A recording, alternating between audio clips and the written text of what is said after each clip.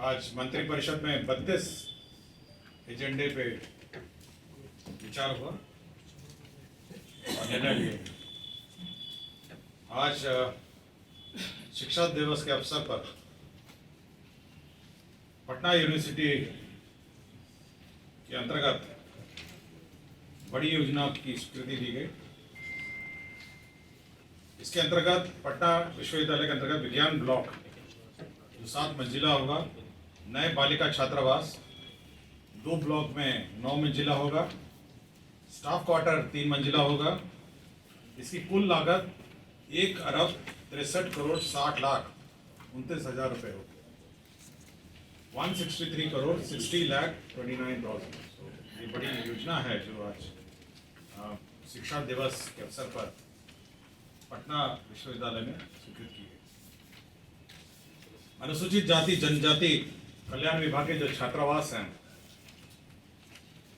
उस छात्रावासों में जो बच्चे रहते हैं उनको उनके खाने की व्यवस्था, सफाई की व्यवस्था, कपड़े की व्यवस्था और देखरेख की जो व्यवस्था है, सरकार ने निर्णय लिया है कि सभी राज्य के सभी अनुसूचित जनजाति कल्याण जो छात्रावास हैं, आवासीय विद्यालय हैं, छात्रावास हैं, उन सबका मेंटेनेंस और सभी की जिम्मेदारी अब जीविका को दी जाएगी। जीविका की दीदियाँ वहाँ पे खाना बनाएंगी, वहाँ पे साफ सफाई रखेंगी, बच्चों के कपड़े सिलाई करेंगी और जो भी सुविधा बच्चों को चाहिए होगा जीविका अब उपलब्ध कराएगी। तो यह एक महत्वपूर्ण योजना स्वीकृत की गई है अनुसूचित जाति जनजाति कल्याण छात्रावास।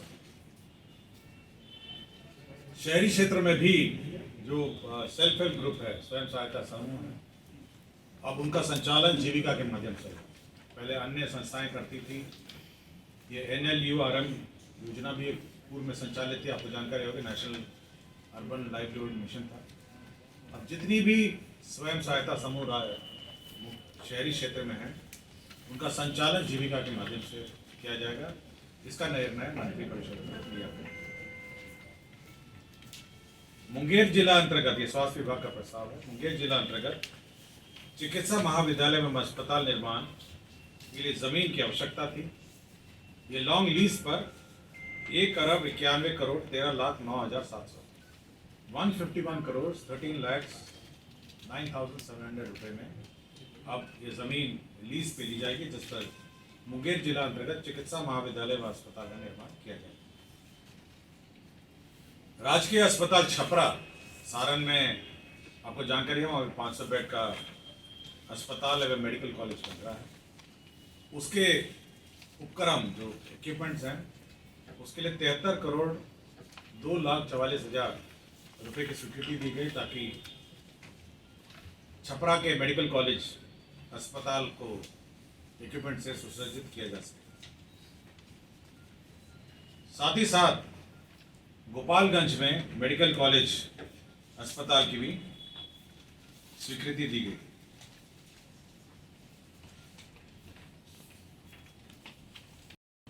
बिहार राज्य वक्फ विकास योजना अंतर्गत इमाम बांदी बेगम वक्फ एस्टेट में 5 मंजिला बहुउद्देशीय भवन का निर्माण का निर्णय लिया गया। ये पटना गुलजार बाग में अवस्थित है और इसकी कुल राशि 39,54,13,000 रुपये। तो ये वक्फ की भूमि पर ये बहुमंजिला बहुउद्देशीय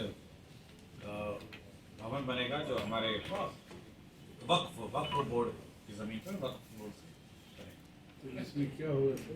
इसे बहुमंजिला मल्टीपर्पज़ हॉल है, मल्टीपर्पज़ बिल्डिंग है, जिसमें मैरिज हॉल है, आवासन, मतलब बेसिकली ये जितने भी आयोजन होने हैं, तो जलसा है, विवाह है, रमज़ान के महीने में नमाज है, तरावी है के इंतज़ाम है, इस तरह से अंजुमन इस्लामिया हाँ, जैसे छात्रों के प्रोत्साहन हेतु प्रतियोगी परीक्षा का आयोजन है, मिलाद का आयोजन है, सारे जितने भी कार्यक्रम होंगे जो इस्लाम धर्म से ताल्लुकात रखते हैं, वह अब इस मल्टीपर्पज़ हॉल पर G+5 का भवन होगा और 39,000 रुपये का ये भवन होगा। और ये गुलजार बाग पटना अवस्थित पर इसे जो वक्फ की भूमि है, इमाम बादी बेगम वक्फ एस्टेट है, उसमें निर्माण किया गया। तो हमारे जो अल्पसंख्यक भाई हैं उनके लिए काफ़ी महत्वपूर्ण योजना है। कृषि रोड मैप आपको पता होगा कि जो कृषि रोड मैप है, चतुर्थ कृषि रोड मैप है, उसकी समेकित रूप से मंत्रिपरिषद ने स्वीकृति दी। तो उसके अंतर्गत जितनी योजनाएं हैं, जिसके घटक योजनाएं हैं, उसकी योजनाओं की स्वीकृति दी गई। तो पहला जो घटक था, पहले भी अन्य मंत्रिपरिषद बैठकों में स्वीकृति दी गई। इस मंत्रिपरिषद में जो घटक स्वीकृत हुए हैं, मैं उसकी जानकारी देता हूँ। चतुर्थ कृषि रोड मैप के अंतर्गत जो दलहन है, दलहन मिशन कार्यक्रम है, जो दाल का मिशन कार्यक्रम है, उसके अंतर्गत 108 करोड़ 59,35,374 रुपये की लागत से योजना शुरू की। तो दलहन मिशन है, इसके अंतर्गत दाल के को प्रोत्साहन देना, दाल के पल्सेस के उपज में प्रोत्साहन देने के लिए ये योजना है। दूसरा ये है राष्ट्रीय बागवानी मिशन है। ये केंद्र प्रायोजित योजना है, 60-40 के अनुपात में है, और ये चतुर्थ कृषि रोड मैप के का भाग है। ये इसका अंतर्गत केंद्र अंश जो होगा वो 24 करोड़ होगा एवं अनुपातिक राज्य अंश जो होगा 16 करोड़, और साथ ही साथ टॉपअप है जो राशि घट जाती है वो 6 करोड़ 8,75,000 राज्य मद से होगा। और इसमें जो बागवानी मिशन में निजी क्षेत्र में मशरूम उत्पादन है, फिर मशरूम कंपोस्ट उत्पादन है, बल्बुलस फ्लावर है, संरक्षक खेती है, कोल्ड रूम है, इस प्रकार के कार्यक्रम इसमें लिए जाएंगे। सैंक्शन किया गया है। और मछली के विकास के लिए इसमें विभिन्न प्रकार के सहायता, 5 प्रकार की सहायता दी जाएगी। तालाब मत्स्य है तो उन्नत इनपुट किट है। इसमें 50 ग्राम तक अंगुलिकाएँ जो मछली है वह तैयार किए जाएंगे। उन्नत मत्स्य बीज उत्पादन है। ट्यूबवेल तथा पंप सेट अधिष्ठापन है। विभिन्न तालाबों में ट्यूबवेल और पंप सेट अधिष्ठापन है। तालाब मत्स्य है तो यांत्रिक एरिएटर जो हवा पैदा करते हैं तालाब में, उसको फंड किया जाएगा, उसको भी। और मत्स्य बीज हैचरी का जीर्णोद्धार है उन्नयन। तो विभिन्न प्रकार की सब्सिडियां हैं विभिन्न कैटेगरीज के लिए।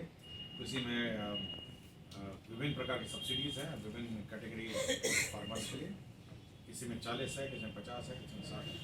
तो ये मत्स्य क्षेत्र में जो है ये अनुदान की व्यवस्था होगी, और इस कुल लागत जो है योजना की 57 करोड़ 41,12,000।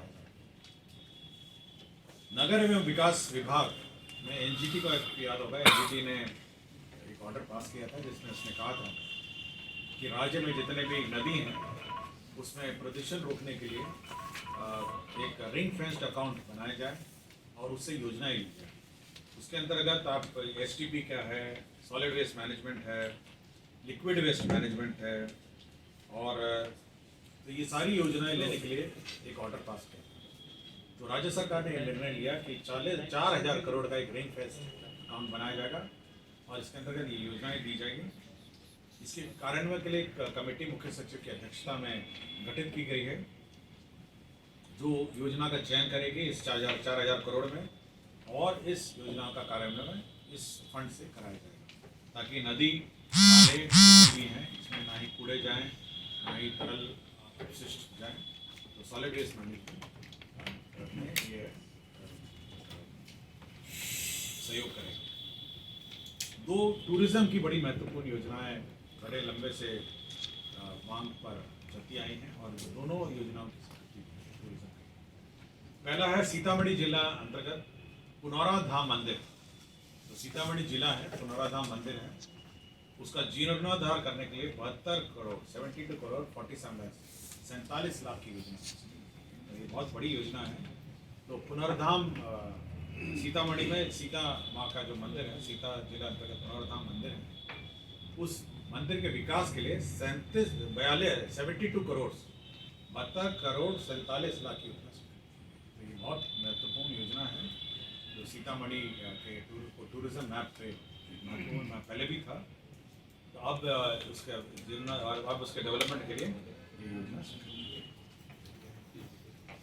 इस योजना के अंतर्गत एनिमेशन शो है, पार्किंग है, पेविलियंस है, रोड है, कैफेटेरिया है, जानकी महोत्सव के लिए अलग से स्थान है, लैंडस्केपिंग है, लव कुश वाटिका है, फिर पाथवे है, म्यूरल और आर्ट वर्क है, कियोस्क है, सर्विस ब्लॉक है और थियमेटिक गेट है। तो काफ़ी इसमें अवय है और ये सब वहाँ पे अब एक महत्वपूर्ण पर्यटक स्थल पहले भी था और अब उसका और विकास किया जाता है। गया जिला के अंतर्गत गया जी धाम में धर्मशाला का निर्माण किया गया। तो ये 120 करोड़ 15,85,000, ये बहुत ही बड़ा एक धर्मशाला यह निर्माण किया जा रहा है। और आपको जानकारी होगा कि ये जो पितृपक्ष कार्यक्रम होता है और साल भर लोग इस मंदिर विष्णुपद मंदिर में दर्शन करने आते हैं, सीता कुंड में आते हैं और अन्य जगह आते हैं। तो ये महत्वपूर्ण जो गया का तीर्थ स्थल है पर्यटकों और श्रद्धालुओं के लिए। करीब ये अनुमान लगाया जा रहा है कि प्रतिवर्ष यहाँ पे 40 से 50 लाख घरेलू पर्यटक आते हैं और 40 से 50 हज़ार विदेशी पर्यटक आते हैं। तो बड़ी संख्या है। तब 120 करोड़ 15,85,000 रुपये का एक धर्मशाला निर्माण किया जाएगा। ये 1080 बेड का होगा। ये बहुत ही बड़ा धर्मशाला 1080 बेड का होगा। ये B+G+4 भवन का होगा। 4 लिफ्ट होंगे, सीढ़ी 8 होंगे, बस पार्किंग, कार पार्किंग, डाइनिंग के साथ किचन, 2 किचन होंगे, जनरल स्टोर भी होगा, सुधा स्टोर है, आइस पार्लर है और बहुत बड़ी सारी फैसिलिटी इसमें होगी। तो 1080 बेड का ये धर्मशाला होगी। मेरे ख्याल से शायद ये बिहार का सबसे बड़ा धर्मशाला होगा और जितने भी पर्यटक गया जी धाम में आते हैं उनको ये सुविधा दी जा सकती है। मदरसों में करीब 1127 शिक्षक थे। ये विज्ञान शिक्षक हैं, उनकी नियुक्ति हुई थी।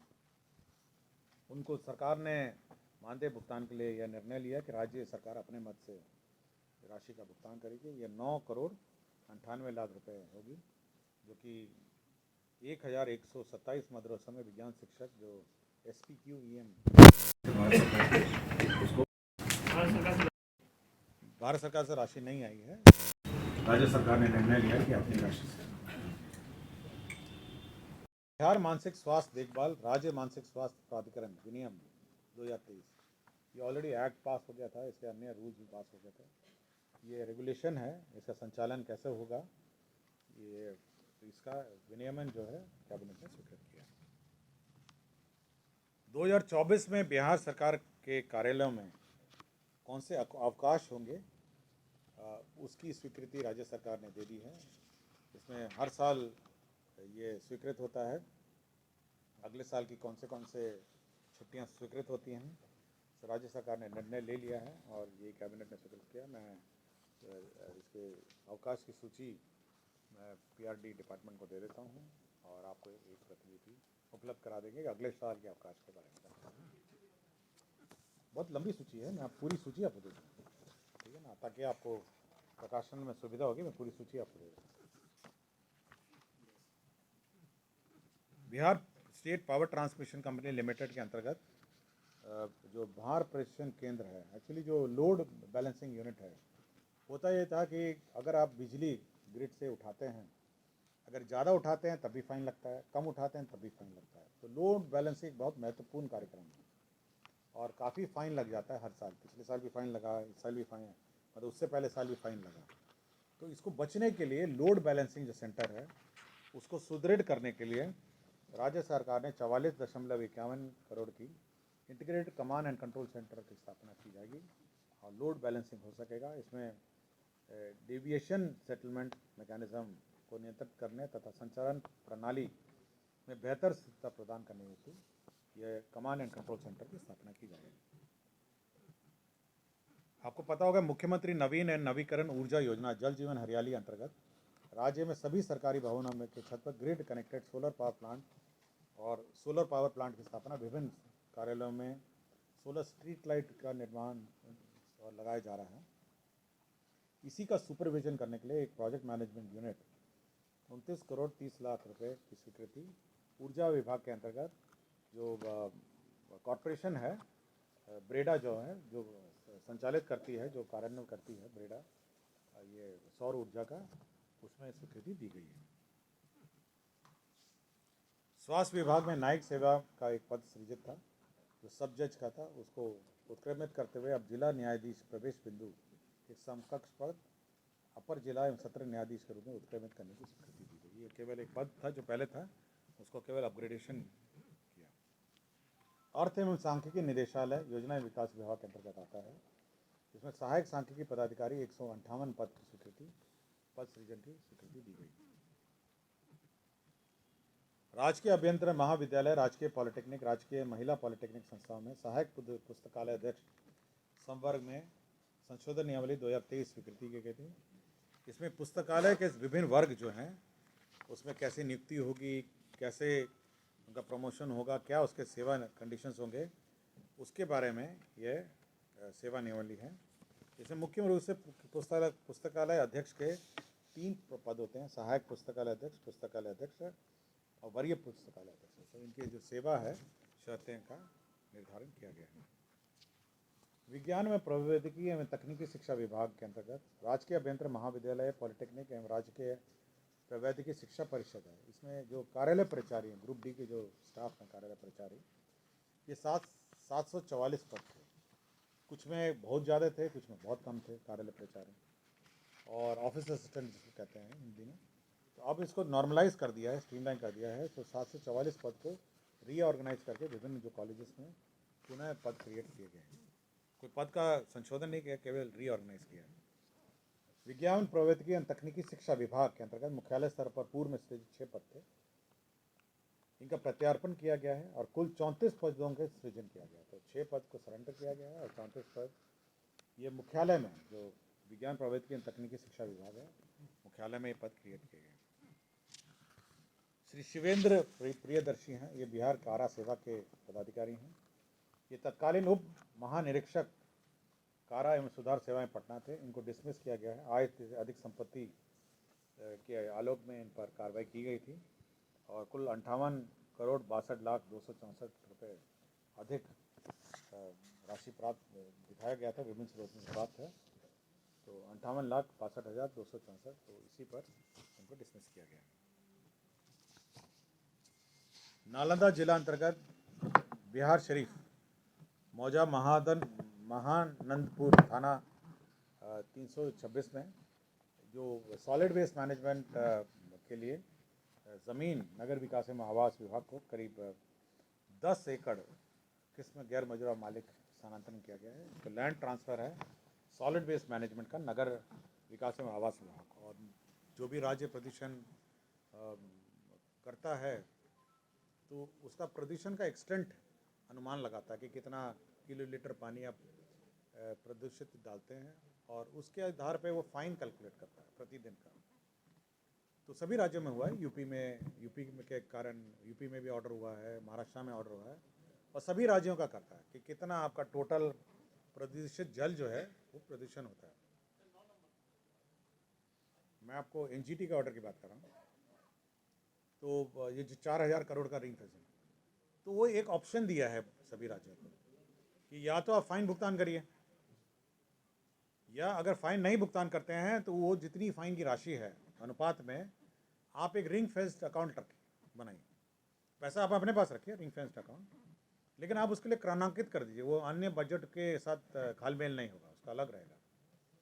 और इस रिंग फेंस्ड अकाउंट से आप यही चीज़ को सुधारने के लिए व्यय करिए। तो एसटीपी का निर्माण आप कराइए, बायोलॉजिकल ट्रीटमेंट आप कराइए, आपका सॉलिड वेस्ट मैनेजमेंट, जो कूड़ा आप डालते हैं और वो सब नदी के अंदर चला जाता है, उसका मैनेजमेंट करिए। तो 4000 करोड़ ये कोई छोटी मोटी अमाउंट नहीं है, ये बहुत बड़ी अमाउंट है। इससे ये सारी योजनाओं का आप कार्यान्वयन कराइए ताकि नदी प्रदूषित ना हो और जल जो है वो प्रदूषित ना हो।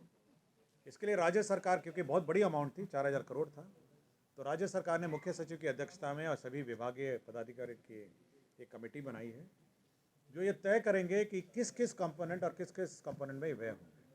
वो आइडेंटिफाई करेंगे कि कहाँ पे प्रदूषण हो रहा है, उस पर उसको रोकने का प्रयत्न करेंगे। तो ये एनजीटी के ऑर्डर पे रिंग फेंस्ड अकाउंट 4000 करोड़ का नगर विकास एवं आवास में अलग से क्रमांकित रखा जाएगा और इसका व्यय किया जाएगा, ताकि, और ये किसी अन्य बजट हेड के साथ मिक्स नहीं होगा।